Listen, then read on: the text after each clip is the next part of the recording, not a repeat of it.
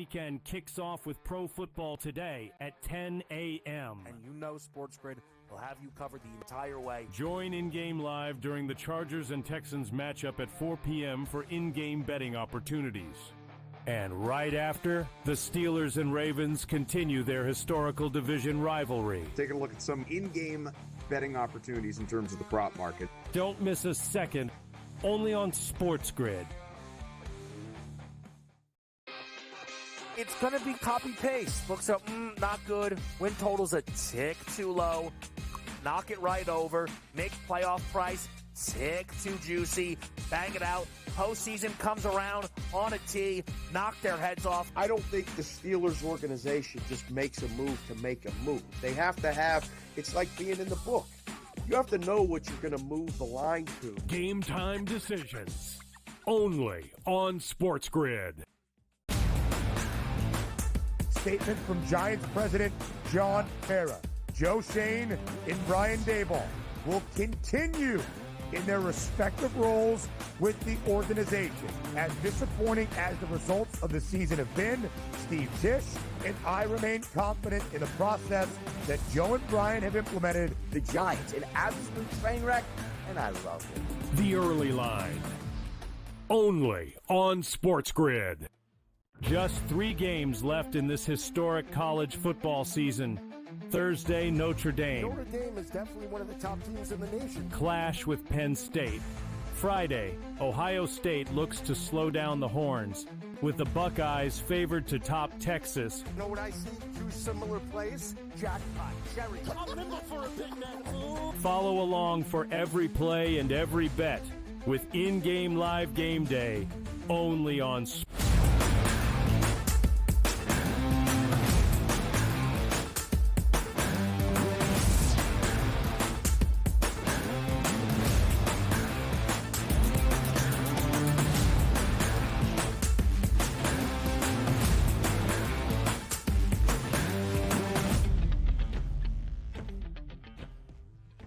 Hello and welcome to a Thursday Live right here on the early line on SportsGrid and all across the SportsGrid network. That includes sportsgrid.com/watch, where you can find your favorite destination to consume everything all across the grid. He is Donnie Rightside. I am Ben Stevens. We are here together for the next 3 hours up until 11 a.m. Eastern time on a Thursday that is once again game day in the college football playoff for the first time ever in the 12-team era. We are down to the Final Four in the semifinal round, which begins tonight in Miami at the Orange Bowl between Penn State and Notre Dame. Over these 3 hours, a full breakdown of every single angle you could need for the matchup between the Fighting Irish and the Nittany Lions. The spread, the total, the key matchups, and those significant contributors from a prop perspective that will decide the outcome in our first of 2 spots and a national championship game in Atlanta just over a week away. Of course, we'll go all around the carousel in the National Football League, the early goings of the offseason,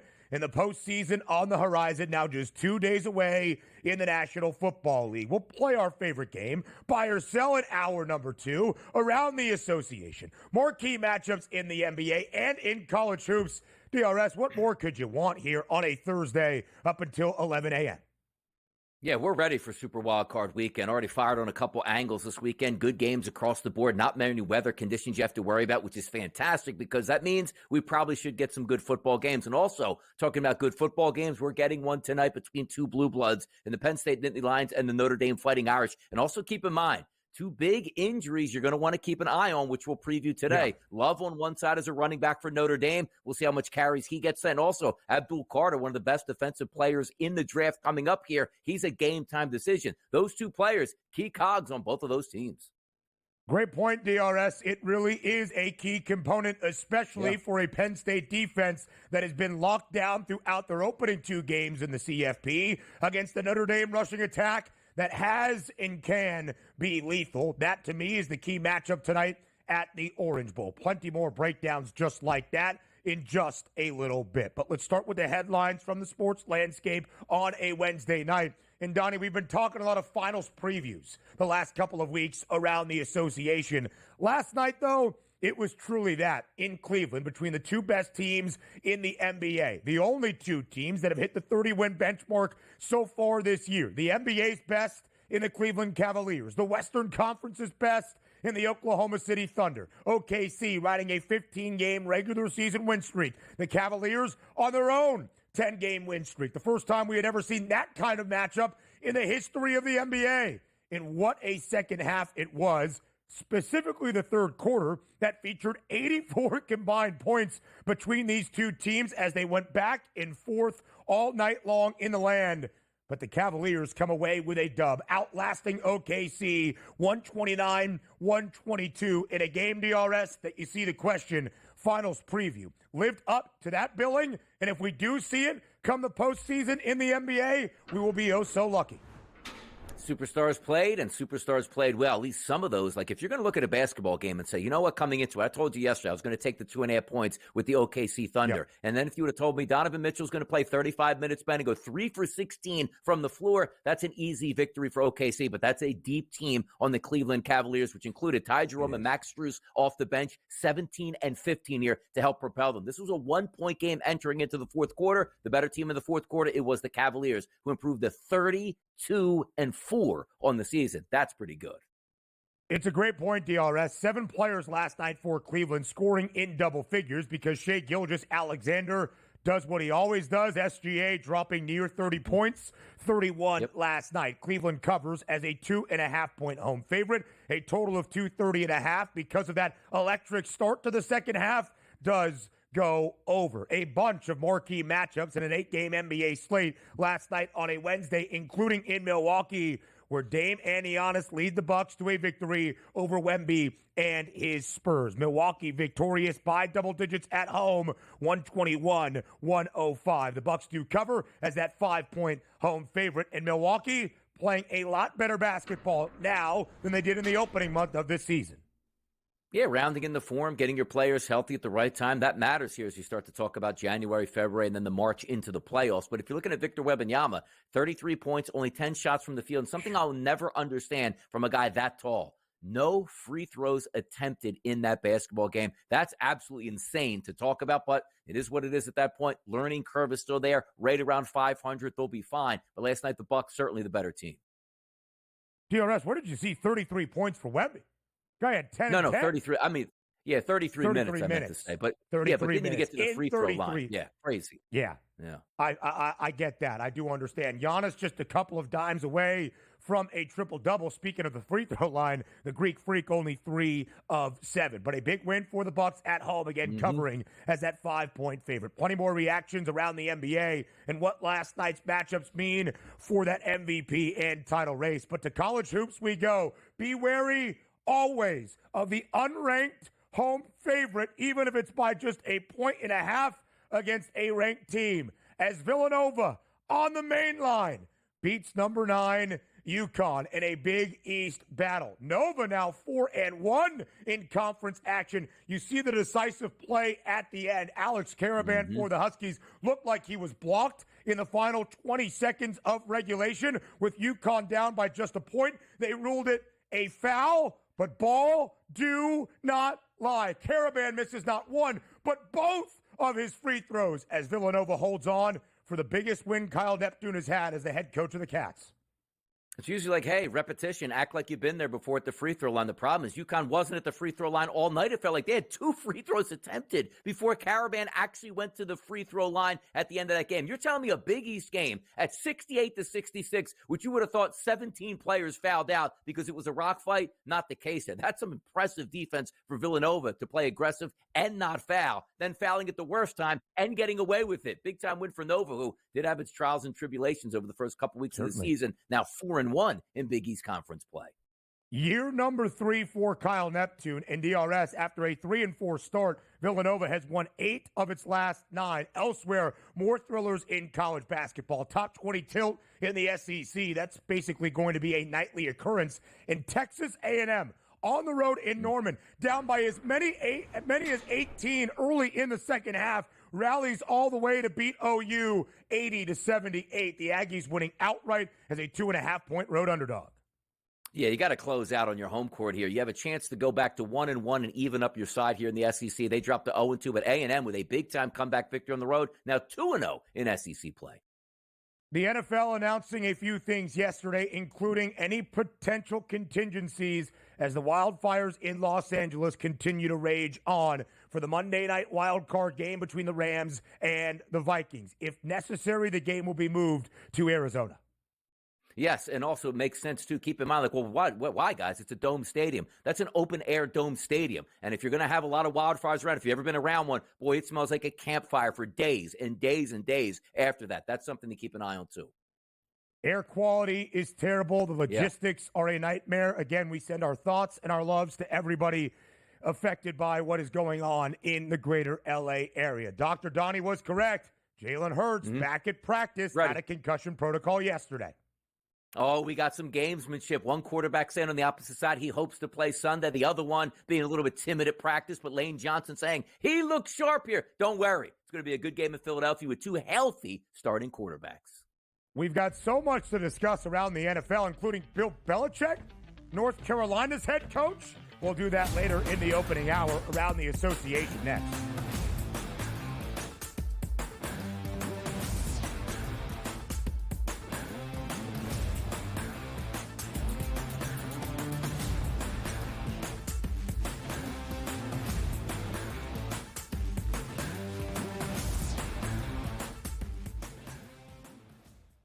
So my team didn't win this weekend, but I still did with this app that's taking over the game. Sports Millions Pick'em lets you make quick and easy predictions. Pick your favorite players, go higher or lower, and you can still win big even if your team loses. Plus, the multiplier is insane. With just a few picks, you can win big money.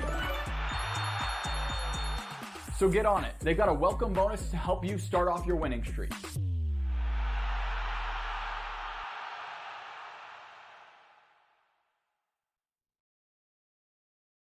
Anyone that's been to a sporting event, the atmosphere before a game, I think Game Time Decisions has that same exact atmosphere. This is our arena.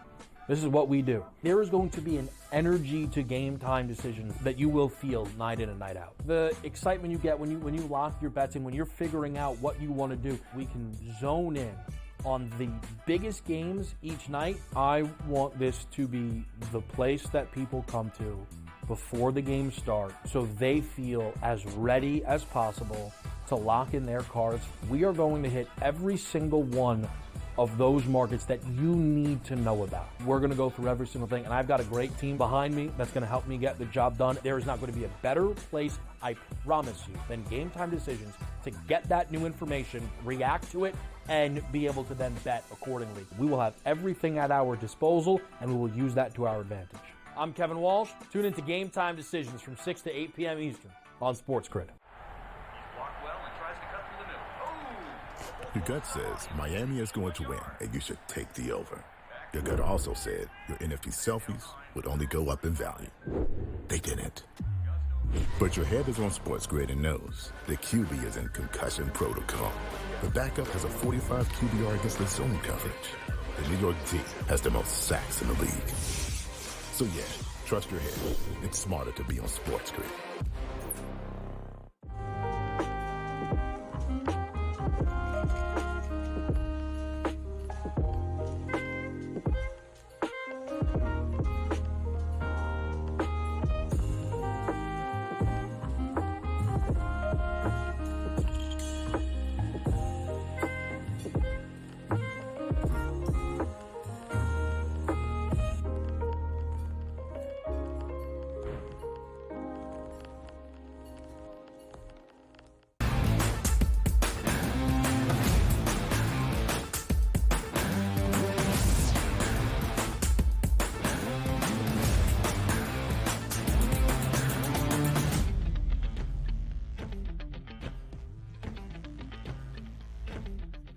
A finals preview, ?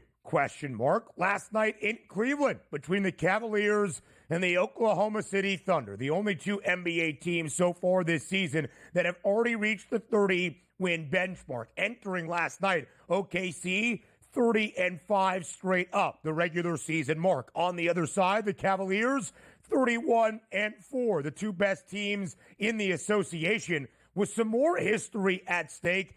last night as well. OKC entered on a 15-game regular season win streak. Cleveland, on the other side, had won 10 consecutive games of regular season action. The first time we had ever seen that sort of matchup in the history of the NBA. So we knew we were in for a good game, and that's exactly what we got. In a high-scoring affair in the land, the Cavs outlast the Thunder 129-122. DRS Cleveland covers as a 2.5-point home favorite because of an 84-point between the two sides. Third quarter, a total pushes to the over of 230 and a hook. The Cavs, still the NBA's best at 32-4, and also the NBA's best cover team, 26-10 against the number now this season. Hitting full stride. And I guess some people would probably be looking at this game saying, boy, I hope, the Cleveland Cavaliers aren't peaking too early because it's really how you're playing at the end of the season and into the playoffs. We understand that. And injuries do happen. But a team in the NBA that is 32-4 is impressive. And also, how about the NBA in the month of January having a big monster game midweek? And we're not resting players or players being injured. You got full tilt from both sides here and a great basketball game, as we said, entering into the fourth quarter with a 1-point margin. It ends up 129-122, superstars across the board playing well. We talked about SGA and his 31 points, which is mandatory that he winds up between 27 and 32 points. It's pretty astonishing. But even with Donovan Mitchell not playing a good basketball game, Cleveland's depth here coming to the surface and showing how good this basketball team can be. Ben and I did take a look at this game as the preview yesterday and said, you know what? Those Cleveland Cavaliers numbers, like to win the Eastern Conference and a 10-1 price to win the NBA championship, is kind of crazy. As they sit at 32-4, you figure they'd be runaway favorites right now to win it, but that's not how the NBA is handicapped. But that was a game where you were getting a full punch from OKC, and you handled your business on your home court. And by the way, Ben, when you talk about home court advantage entering into the playoffs, how about 19-1 for the Cavaliers? Yeah. That's pretty good. In fairness, when there's only 4 total losses, that does kind of make sense. But yes, I do hear the point. The Cavaliers, DRS, booked as a slight home favorite last night. I mentioned the best NBA team in terms of cover percentage overall, but even as the favorite, 33 times now in 36 games, 23-10 ATS. Only game number 2 for OKC this year, booked as an underdog, going all the way back to the season opener when they were a 2-point underdog on the road in Denver. Won that game outright. Goes to speak to the strength of the Thunder as well. So that 15-game regular season win streak snapped last night in the land. Make it 11 in a row for the Cleveland Cavaliers. And Donnie, to your point, Shai Gilgeous-Alexander, sensational, as is the expectation, basically night in, night out for SGA. 31 points to lead all scorers. He is the NBA MVP, odds-on favorite. As we near the halfway point of this NBA season, both the Thunder and the Cavs have played 36 regular season games. They're 5 games away from the midway point, 41 of 82, and SGA is that odds-on favorite. I'll get your thoughts on the MVP race in just a moment, but Cleveland said it after last night. This was a game we were not built to win in the last few seasons, despite being a top 4 seed in the Eastern Conference. The depth prevailed last night. 2 guys off the bench in double figures, as we saw with Ty Jerome and Max Strus. 7 overall guys for the Cavaliers scoring at least 11 points, and that includes Donovan Mitchell. Spida only had 11. He was 3 of 11 from the floor, and yet the Cavaliers still beat the best team out of the Western Conference. Yeah, this was the team, Ben, that we were looking forward to the past couple years. Like, boy, this team's underachieving. The talent is there. And even how about the talks all off season? Oh, Donovan Mitchell's probably going to get moved. Is he going to come back to Cleveland? Yep. Like, they had their trials and tribulations, and now it looks like we're getting the fruits of their labor. And maybe it was, Ben, just changing the head coach. You get a different mindset in there. Understand you have the talent. You just need the direction now. Now they're getting the direction. That is a crazy good record, basically midway through the season. Let's see if they can keep that up. Like, are we looking towards 60 wins as a franchise this season for the Cleveland Cavaliers and home court advantage as they enter into the playoffs? We know the Celtics are good. We know, the Sixers if they get healthy. We know the New York Knicks can be there. Same thing with the Milwaukee Bucks. But right now, you can't argue. The best team in the East right now, it is the Cavaliers. For sure. 3-16 from the 3 of 16 from the field was Spida. Even a worse offensive night in Cleveland still prevails. Kenny Atkinson, the new head man, has done a great job so far in the opening half of his first year in Cleveland. Shai Gilgeous-Alexander, odds-on favorite to win the NBA MVP award at -155. Does that sit right with you, DRS? It does sit right with me because you sort of see the evolution of the player's game. And also, so many times, even in football, you can't be an all-pro until you're an all-pro for 2 years before you can be an all-pro, if that makes sense. Same thing in the NBA. Yeah. You're not coming out of nowhere to win the MVP. It's almost like you have to earn your stripes for the right to do that. SGA has been putting in the work the past 2 years, and now he's putting in the work again this year. He's already been recognized as one of the better players in the NBA. Now the final crown jewel, win that MVP, which it looks like he's going to do as the favorite here. Long way to go. He's got to stay healthy. They got to play good basketball, but he's here to stay. That's not a fluke. A little bit of movement, by the way, in the championship prices. Boston remains the favorite at 2-1, but yesterday there were only 2 teams in triple digits, OKC and the C's. The Thunder now still plus 290. They move back 10 cents, but with the marquee win for Cleveland at home, up by $1, 10-1 price now becomes 9-1. Still a pretty drastic drop-off from the top 2 to even the NBA's best team record-wise in the Cavs. Another marquee matchup last night in Milwaukee. Giannis and the Bucks against Wemby and the Spurs. All Milwaukee last night, 121-105. The Bucks cover as a 5-point home favorite. A total of 227 stays barely under. Milwaukee DRS started 4-9 this season. Then they won 13 of the next 16, including that NBA Cup championship. Had dropped 4 of their previous 6 entering last night. So a big win to hold serve inside the Pfizer Forum. Yeah, it's pretty funny, too, when you sort of put that MVP market into perspective. Like Giannis, if he gets hurt and stays off the Bucks, that team's going absolutely nowhere. And every night, 25, 16, and 8, a couple blocks. It's like, we don't really know if he's the MVP at this point. We gave it to him before. Yeah. It's just kind of wild how that worked. It is that voter fatigue for sure. More around the NBA than the college hoops up next.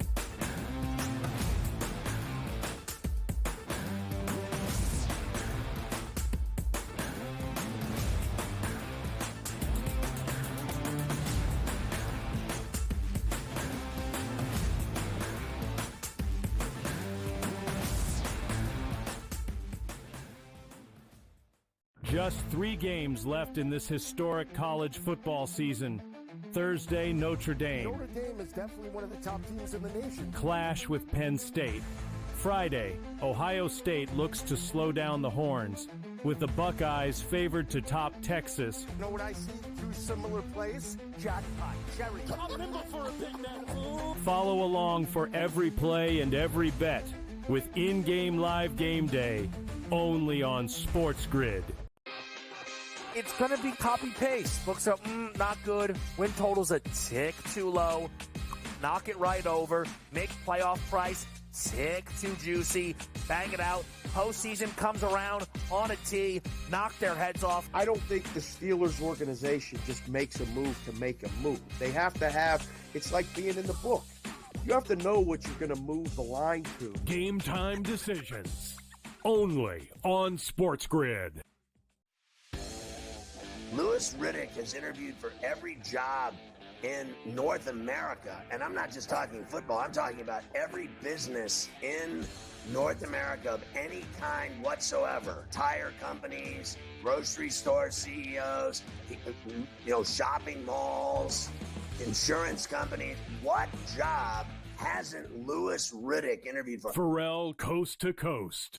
Only on SportsGrid. Wild Card Weekend kicks off with pro football today at 10 a.m. And SportsGrid will have you covered the entire way. Join in-game live during the Chargers and Texans matchup at 4 p.m. for in-game betting opportunities. And right after, the Steelers and Ravens continue their historical division rivalry. Take a look at some in-game betting opportunities in terms of the prop market. Don't miss a second. Only on SportsGrid.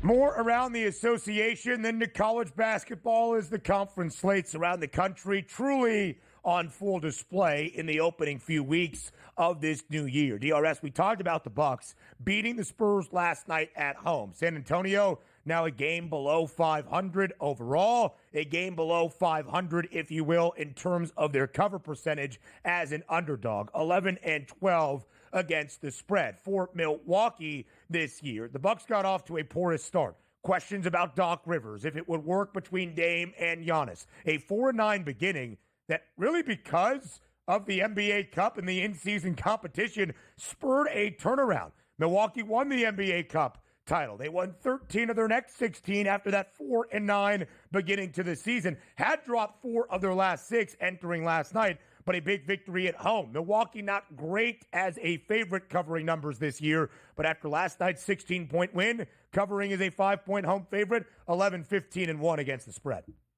Yeah, at least they're not playing in the NFL where, like the Cincinnati Bengals, you open up 0-3, which is essentially what the Milwaukee Bucks did. You can rescue your season. We always thought they were too talented to be that bad, or maybe Doc Rivers is just absolutely in self-sabotage mode at that point. So it's no surprise to me that they're over 500 and playing better basketball because their superstars are healthy and playing quality basketball. They'll be fine the rest of the way. And just like we always say, the NBA is not judged in the regular season. Just get into the tournament healthy with star players. You can beat anybody. We'll see if that happens for the Bucks. We shall see indeed. All right, DRS, as we go to another game in the association last night, no Nikola Jokic for the Denver Nuggets for a second consecutive night, as was the case just the night before. But at altitude last night, the Nuggets prevail with a victory, 126-103 over the LA Clippers, who actually closed as a slight favorite because of the absence of the Joker. But Denver wins outright as a short home underdog. Yeah, no, good performance there for the Nuggets at home. You probably thought there'd be another losing equation because of how good Jokic is on that team. And also, I thought if he's the MVP, they just can't function. They dropped 126 points against a quality opponent at home. But how about my guy, Norm Powell? 28 minutes played, 30 total points, 4 for 10 from three-point range. That's my guy. You need somebody to rescue on a night-to-night basis with some prop bets. Yeah. Norm Powell is your guy. Didn't help him in the team yesterday with only 103 points because nobody else really was surrounding him with an extra effort. But he played well last night, but credit the Nuggets for picking up the victory without their best player. All 5 guys filling in for Nikola Jokic in the starting lineup, scoring at least 12 points in double figures. Jamal Murray leading the way with 21. No Kawhi Leonard last night for the Clippers as he has stepped away from the team to be around his family as they deal with the wildfires in Los Angeles. A very sad scene in the city of Angels. All right, more around college basketball from last night. Donnie, each and every night, basically in the SEC, there is going to be a ranked versus ranked matchup with multiple ranked teams on the docket throughout. We saw that last night in Norman. And keep an eye on Texas A&M under Buzz Williams, top 10 team this season. And they rally from down by as many as 18 points in the second half to come all the way back against OU on the road last night, winning 80-78. A&M winning outright as that 2.5-point dog.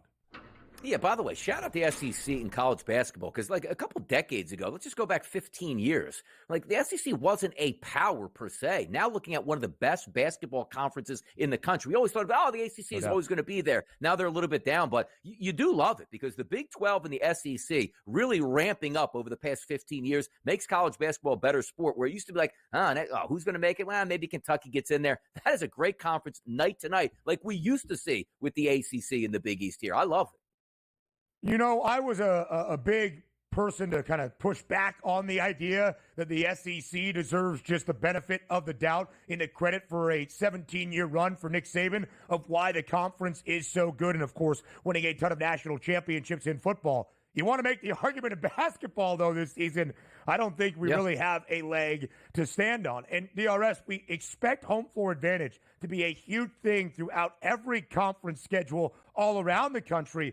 Look at the SEC teams winning on the road last night. Alabama goes to Columbia, knocks off South Carolina as a double-digit favorite, winning by 20. Ole Miss wins outright as a 3.5-point dog in Bud Walton against John Calipari in Arkansas. Not off to a great start in SEC play. Illinois, without their best player, Kasparis Yakachonis, beats Penn State by nearly 40 last night at home. And how about Villanova as a 1.5-point home favorite gives UConn its first loss this year in the continental United States? It is. You're right about home court advantage and home field advantage throughout sports. College basketball is amazing. There's a reason why these teams try to stack up all those home wins to start the season. They only played 2 road games. We're sitting here in January and they're 0-2. That's what it's worth. It makes a lot of sense. News around the NFL next.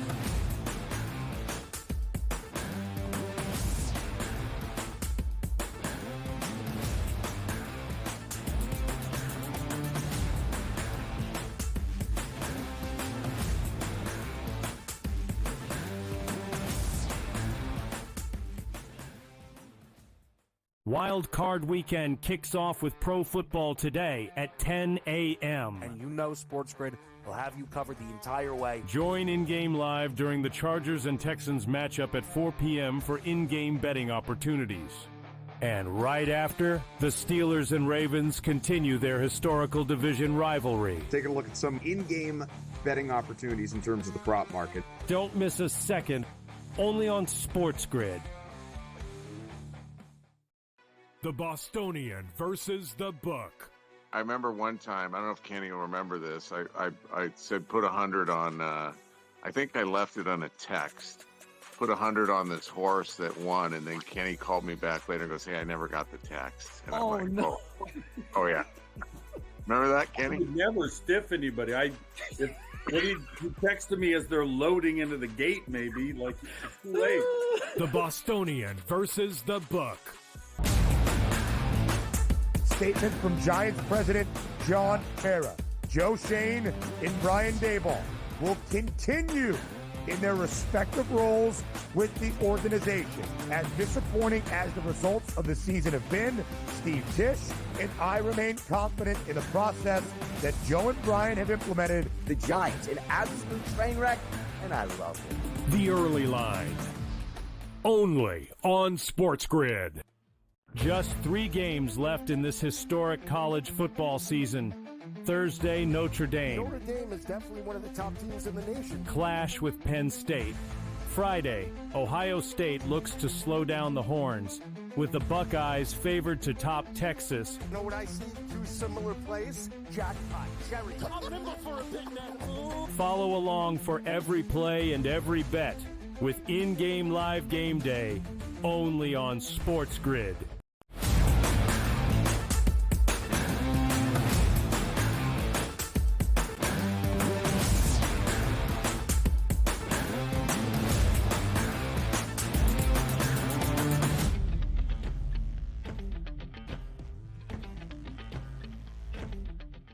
Live right here on the Early Line on SportsGrid. It is a Thursday. It is game day once again in the 12-team college football playoff in the semifinal round, as we will preview the Orange Bowl in just a little bit. We are 2 days out from game day in the NFL postseason, a doubleheader that kicks off the opening round of the NFL playoffs on Saturday. But for DRS, a lot of teams around the National Football League, the offseason is already underway. And for 6 teams currently in the National Football League looking for a new head coach with a vacant head coaching position, which made this report yesterday afternoon incredibly intriguing. From NFL Network's Tom Pelissero, multiple NFL teams have inquired about whether legendary coach Bill Belichick, the same guy that is North Carolina's football head coach, would reconsider his move to CFB, including the Raiders, whose new minority owner, Tom Brady, spoke recently with his old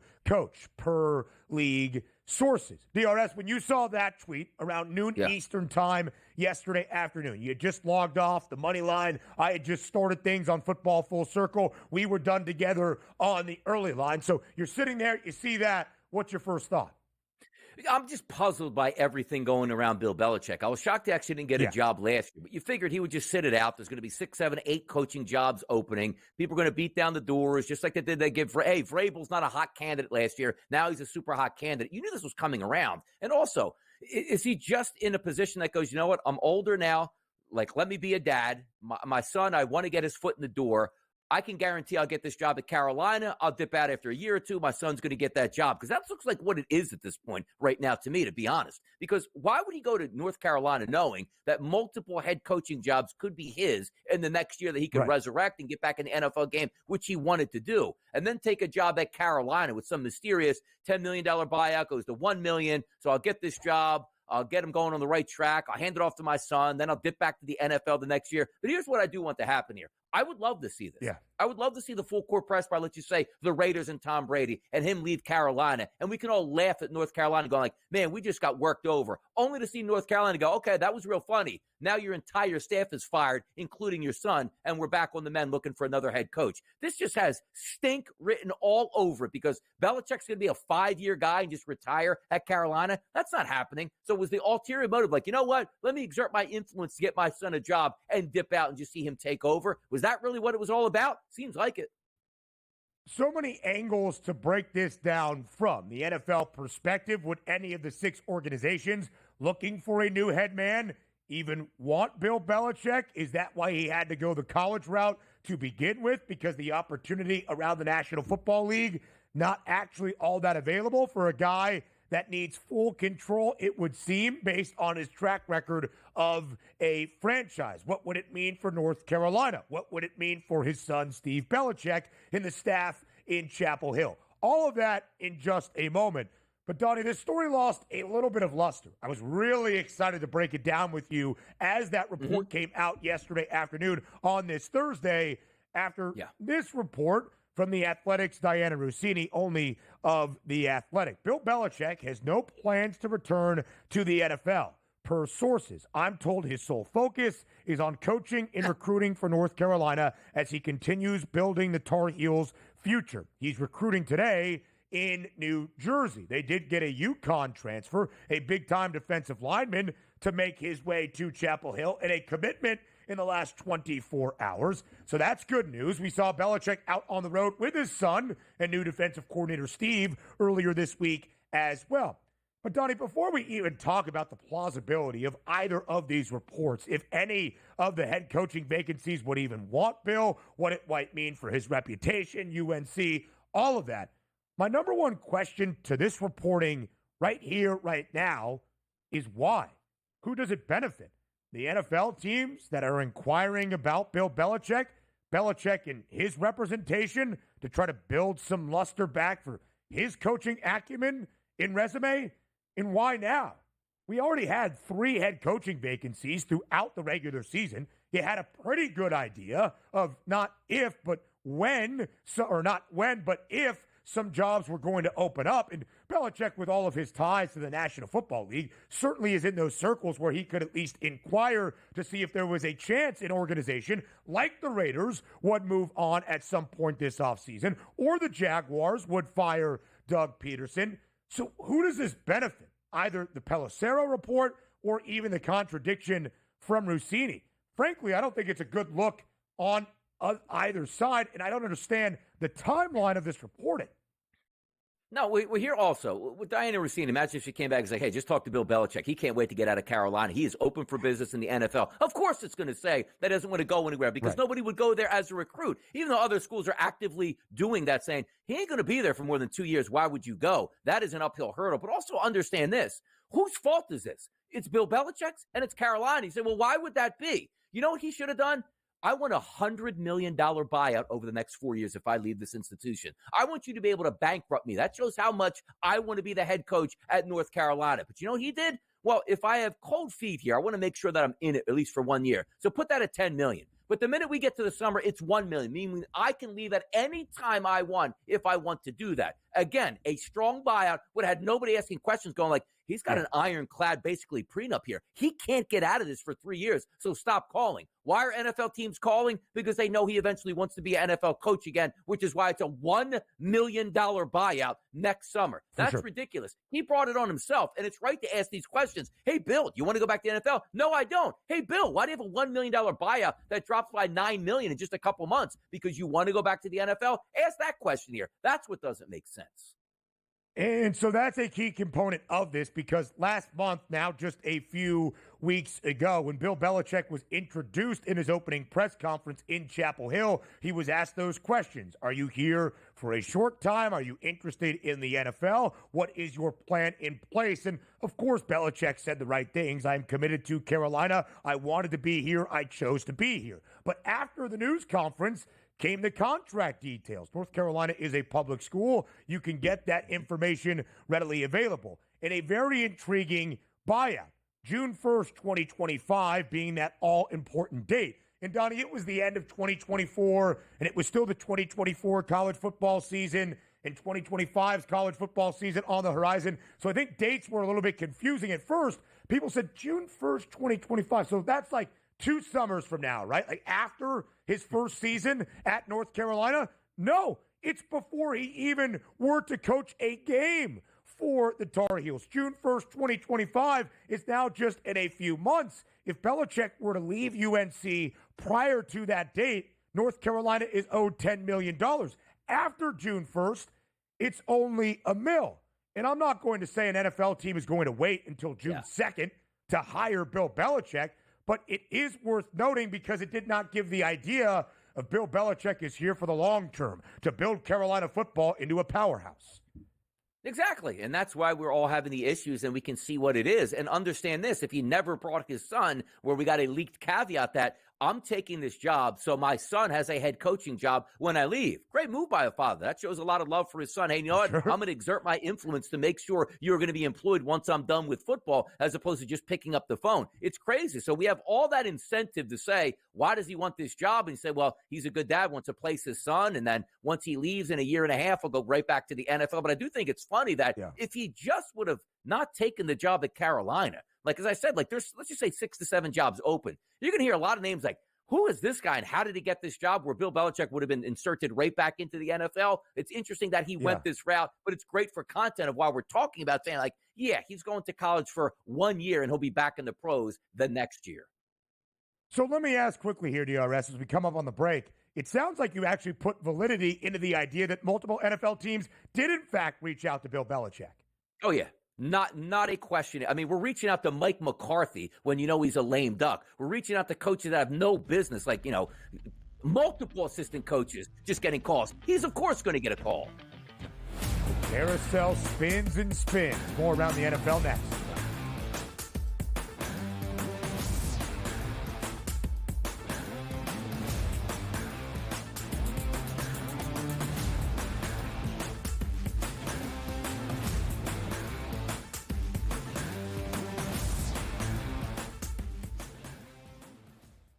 Just 3 games left in this historic college football season. Thursday, Notre Dame. Notre Dame is definitely one of the top teams in the nation. Clash with Penn State. Friday, Ohio State looks to slow down the Horns, with the Buckeyes favored to top Texas. You know what I see? 2 similar plays. Jackpot. Cherry. I'm nimble for a big man. Follow along for every play and every bet with in-game live game day, only on SportsGrid. Your gut says Miami is going to win, and you should take the over. Your gut also said your NFT selfies would only go up in value. They didn't. But your head is on SportsGrid and knows the QB is in concussion protocol. The backup has a 45 QBR against the zone coverage. The New York D has the most sacks in the league. So yeah, trust your head. It's smarter to be on SportsGrid. Right here with you on Pro Football Today on SportsGrid. Odds in motion, trying to see what lines have moved throughout the week. Never felt more comfortable in this bet than I do for this year. I'm ready. I'm just getting angry. The hot takes are going to be here all long. You don't want them to go 13-0 and then lose the first round of the playoffs. Red. Yeah, this is their last shot. They don't really have anywhere else to go yet. Hot take. By the time I hit, I guess what, Route 33 up here, that ticket's cashing. Only on SportsGrid.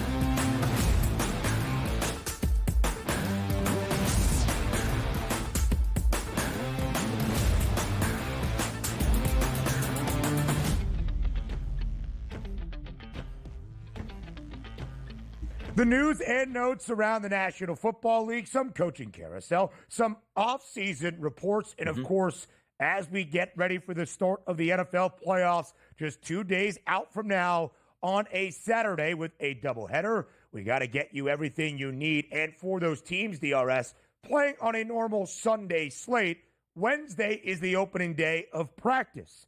And it was big news yesterday for a couple of quarterbacks. Again, we'll talk about that in just a moment. A reminder, obviously, you've been paying attention to the news. I'm sure you have seen the devastating images from around Los Angeles. Numerous wildfires continue to burn in the greater LA area. It is very sad for everybody. I am from that area. My parents' house, the house I grew up in, remains under an evacuation warning. It is a trying time in the City of Angels, a catastrophic wildfire destruction we have not seen in terms of structures in the history of LA, basically. So for a game scheduled, DRS, on Monday night between the Rams and the Vikings inside SoFi Stadium to end out Wild Card Weekend, the NFL is making its early preparations. If necessary, the game between the Vikes and the Rams would be moved to Arizona. That's still a long way away.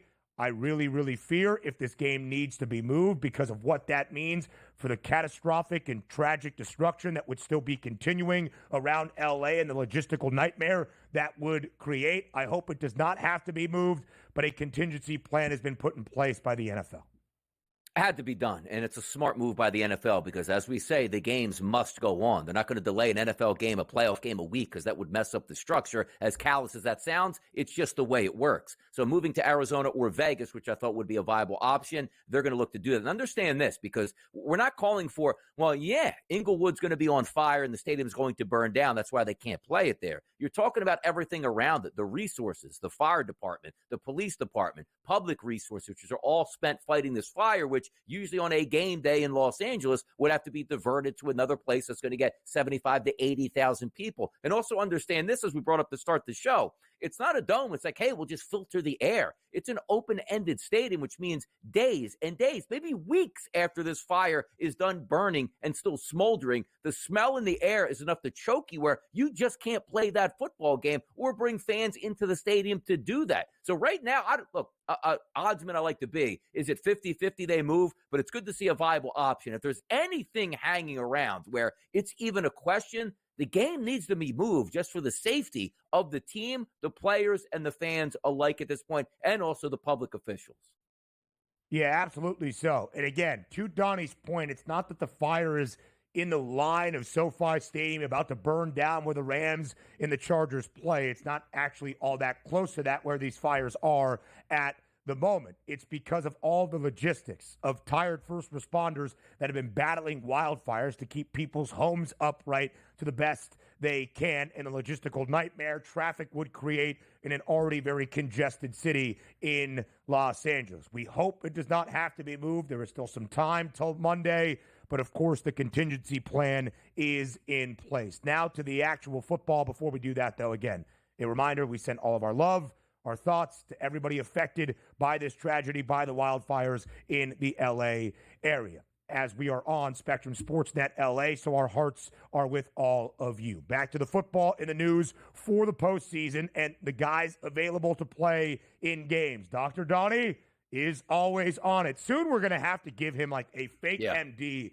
that he can put up in the background there, maybe right under the DRS that looks like his medical certificate, because he knows how to diagnose hamstrings, calf injuries, and now also understands concussion protocol better than most. Donnie told you yesterday, the reason Jalen Hurts had not been cleared just yet is because he didn't have to practice. In the final stage to emerge out of the protocol is being cleared to practice. Who was on the practice field, cleared to practice yesterday, out of the protocol? The Eagles starting signal caller, Jalen Hurts.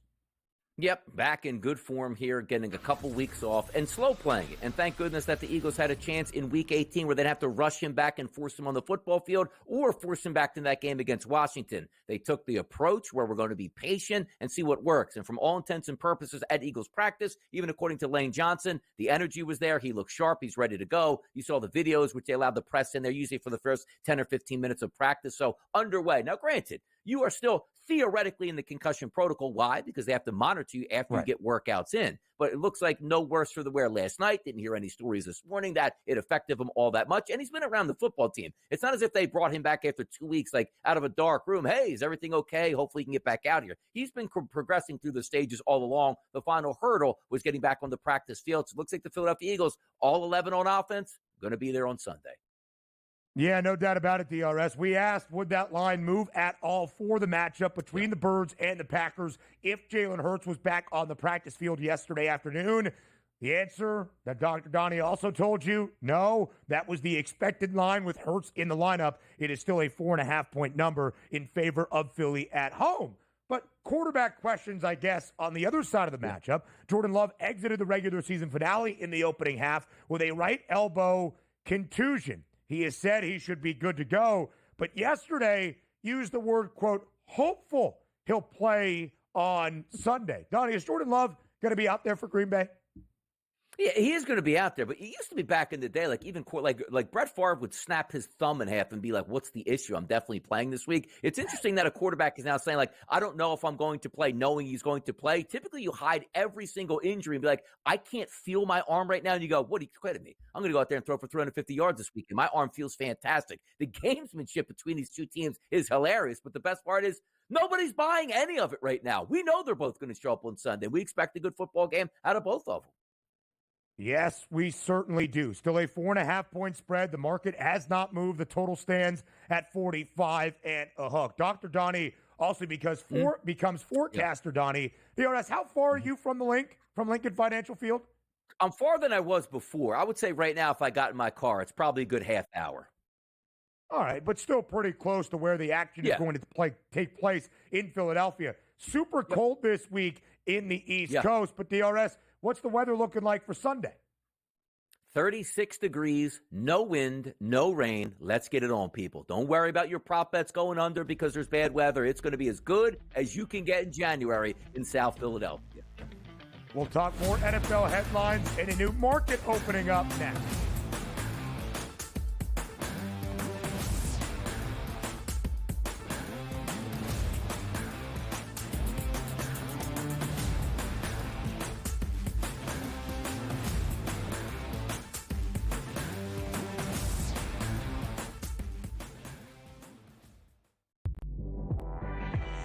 Jimmy Butler wants to leave because Jimmy Butler knows that Riles isn't going to pay him, and he wants to get paid.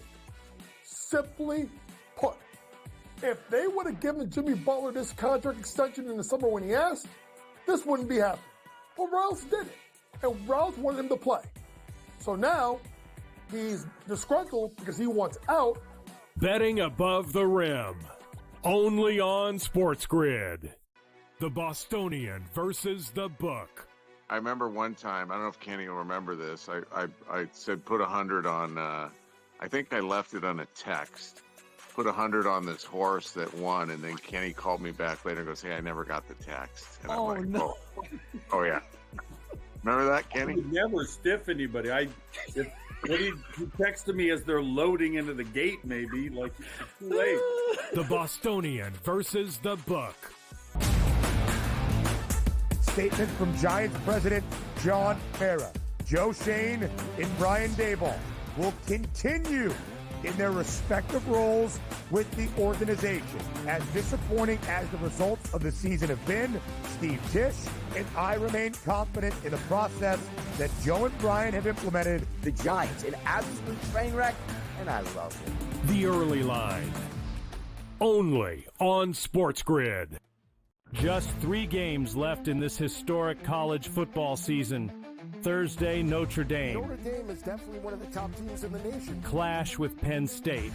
Friday, Ohio State looks to slow down the Horns, with the Buckeyes favored to top Texas. You know what I see through similar plays? Jackpot, cherry. I'm nimble for a big man. Follow along for every play and every bet with in-game live game day, only on SportsGrid.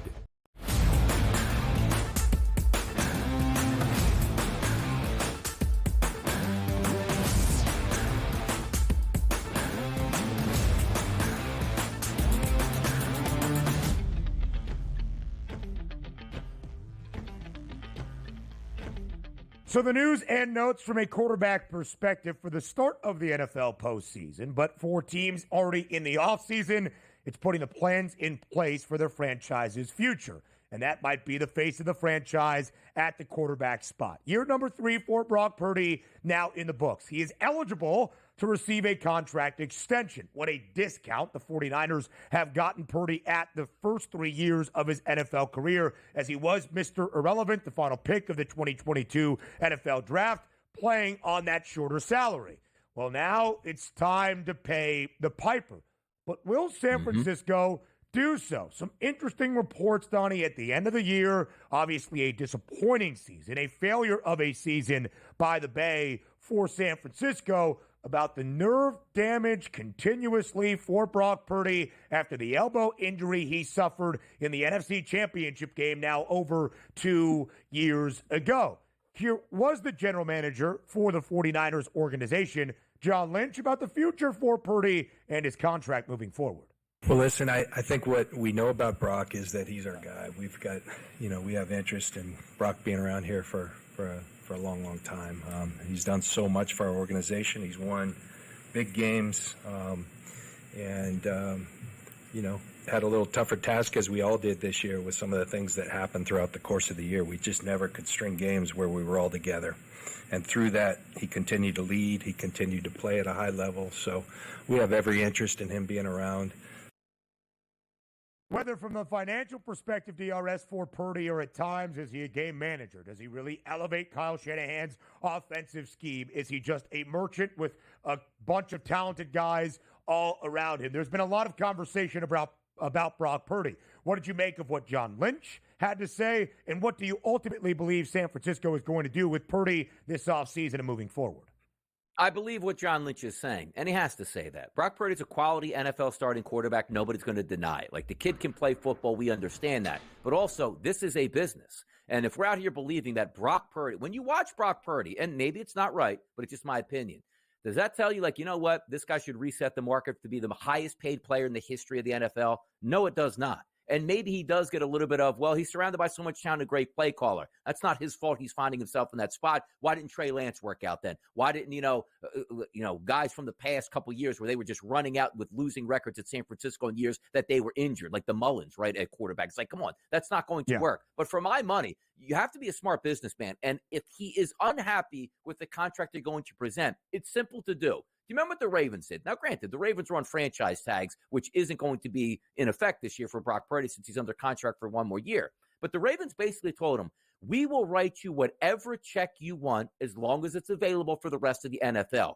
You bring us a contract that would pay you $50 million more a year than Deshaun Watson, we're going to match that. But we don't think it's out there. We want to make you the highest paid quarterback out here and pay you a large sum, but we're not going to bid against ourselves. That's how long it took to got that contract there once Jalen Hurts started to sign and Lamar Jackson sort of fell in line. You need to do the same thing with Brock Purdy, because I'm not calling him Daniel Jones. He's a better quarterback than Daniel Jones. But we laughed at the Giants when most fans that were in the right state of mind, let him test free agency. Let him go out there and bring you a contract back. Can we save money? Daniel Jones, we want you back, but we want you back at the right price. They didn't do that. Nobody's going to offer him $1. They paid him $40 million. So the same thing without hurting feelings for Brock Purdy. Hey, look, you go out there. We'll even say we're on the trading block. Find a deal that we're not going to match. We'll trade you. We'll get picks back, and you have a great time whatever place you go. But understand this. We're not giving you $60 million a year when there's nobody even bidding $25 million for your services. How about that?